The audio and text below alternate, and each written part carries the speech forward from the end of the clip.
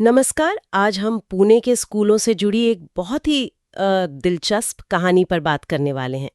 कुछ ऐसे स्रोत हाथ लगे हैं जो वाकई सोचने पर मजबूर करते हैं। जी हाँ, बिल्कुल।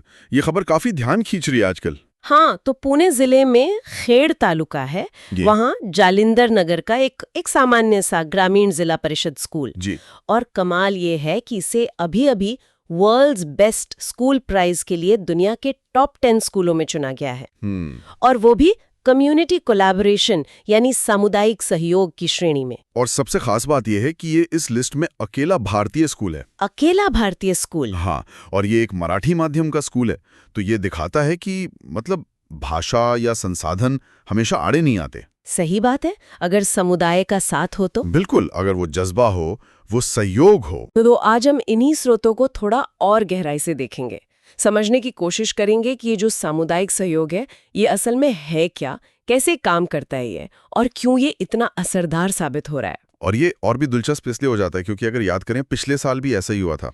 अच्छा। हाँ, बोपखेल गांव का एक स्कूल था, पिंपरी चिंचवड़ महानगर पालिका मतलब पीसीएमसी का। हाँ, अंग्रेजी माध्यम का स्कूल था वो। हाँ, याद आया मुझे। वो भी इसी पुरस्कार के फाइनल राउंड तक पहुंचा था। और श्रेणी भी यही थी, कम्युनिटी कोलैबोरेशन। अरे वाह! तो ये तो एक पैटर्न लग रहा है पुणे क्षेत्र में। हाँ बिल्कुल, ऐसा लगता है कि यहाँ समुदाय संचालित सफलता की कहानी बन रही है एक तरह से। तो ये जो जालिंदर नगर वाला स्कूल है, इसके बारे में स्रोत क्या बताते हैं? ये सहयोग किस तरह का था? मतलब सिर्फ नाम का था या वाकई कुछ ठोस काम हुआ? नहीं, स्रोतों से जो बात सामने आ रही है वो ये है कि ये बहुत ही प्रैक्टिकल जमीनी स्तर का सहयोग था। अच्छा। हाँ, मतलब सिर्फ मीटिंग्स कर ली या चंदा जमा कर लिया वैसा नहीं।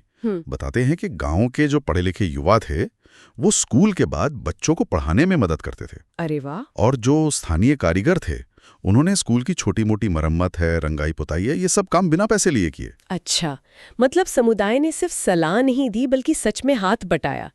ये तो जो हमारी पारंपरिक पेरेंट टीचर मीटिंग्स होती हैं उनसे काफी अलग है। हाँ बिल्कुल अलग है। इसमें वो एक ओनरशिप वाली भावना दिखती है। और इसमें स्कूल प्रशासन का भी रोल था। हाँ, वही मैं पूछने वाली थी।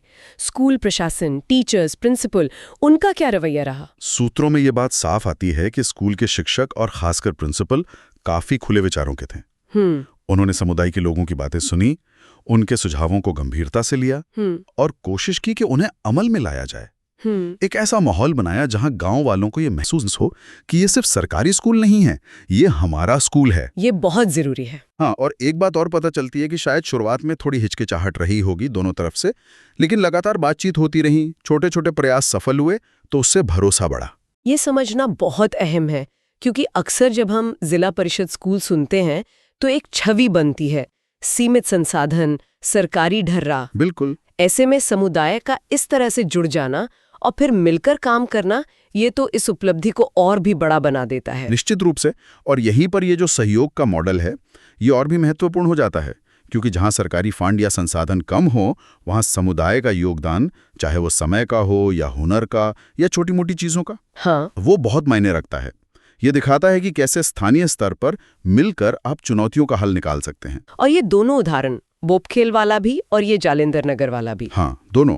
एक शहरी इलाके का पीसीएमसी स्कूल, दूसरा ग्रामीण जिला परिषद का स्कूल, लेकिन कहानी एक ही है, समुदाय का साथ। तो कुल मिलाकर पुणे के ये उदाहरण हमें साफ तौर पर दिखा रहे हैं कि जब स्कूल और स्थानीय समुदाय के बीच एक मजबूत और सबसे जरूरी एक सक्रिय रिश्ता बनता है। हाँ, सक्रिय होना जरूरी है। तो ना सिर्फ बच्चों की पढ़ाई बेहतर होती है, बल्कि वो स्कूल पूरे गांव या इलाके के लिए एक गर्व का कारण बन जाता है। और फिर दुनिया भी उसे पहचानती है। बिल्कुल सही कहा।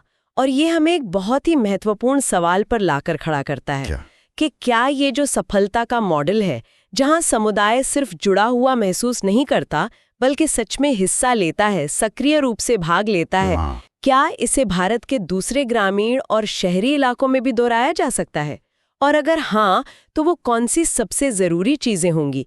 क्या वो स्कूल का नेतृत्व है, या संवाद की कला, या फिर समुदाय की अपनी इच्छा शक्ति? किन चीजों पर ध्यान देना होगा ताकि ऐसी सफलताएं हमें और भी जगहों पर देखने को मिले? ये सोचने वाली बात है।